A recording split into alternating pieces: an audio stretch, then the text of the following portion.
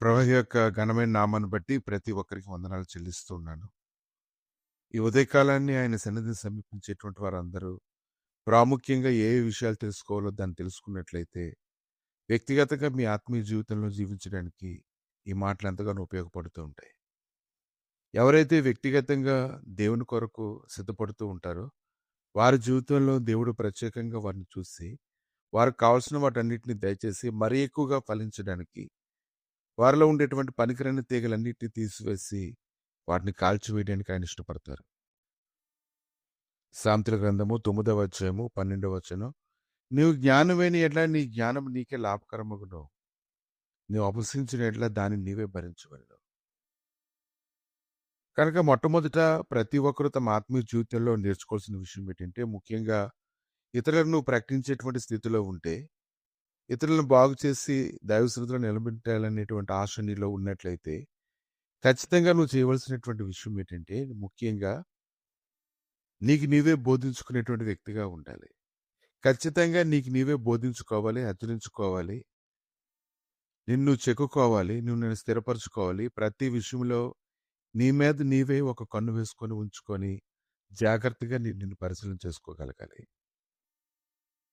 దేవుని మాటలు ఎంతో విలువైనవి.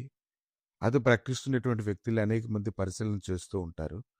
వారు ఎలా జీవిస్తున్నారు, వారికి వారు బుద్ధి చెప్పుకుంటున్నారు లేదనే దాని మీద దృష్టి పెడుతూ ఉంటారు. 1 కొరింథీయులకు రాసినటువంటి పత్రిక 9వ అధ్యాయము 24వ వచనం నుంచి కొన్ని వచనాలు చూసినప్పుడు, పందెపు రంగమందు పరిగెత్తు వారు అందరూ పరిగెత్తుదురు గాని ఒక్కడే బహుమానం పొందినని మీకు తెలియదా? అటువల మీరు బహుమానం పొందినట్లుగా పరిగెత్తుడి, మరియు మందు పరిగెత్తు పోరాడు ప్రతివాడు అన్ని విషయముల యందు మితముగా ఉండును. వారు క్షేమ కిరీటమును పొందుటకును మనమైతే అక్షేమ కిరీటమును పొందుటకును మితముగా ఉన్నాం. కాబట్టి నేను గురిచోడిన వాని వలె పరిగెత్తువాడిని కాను, గాలిని కొట్టినట్లు నేను పోట్లాడట్లేదు గాని ఒకవేళ ఇతరులకు ప్రకటించిన తర్వాత నేను భ్రష్టుడినైపోదునేమో అని నా శరీరం నల్లగొట్టి దాన్ని లోపరుచుకొనుచున్నాను. అపోస్తలుడైన పౌలు మనతో ఈ ఉదయకాలాన్ని ఆయన హృదయంలో ఉండేటువంటి విషయాలు పంచుకుంటూ ఉన్నప్పుడు దానిని కానీ మనం జాగ్రత్తగా జ్ఞాపకం చేసుకోవాలనుకుంటే, దాని లోతుగా ధ్యానించాలనుకుంటే అతను ఏం చేస్తున్నాడు చూడండి. తన శరీరాన్ని నల్లగొట్టుకుంటూ ఉన్నాడు దేవుడి ఆజ్ఞలు పాటించడానికి.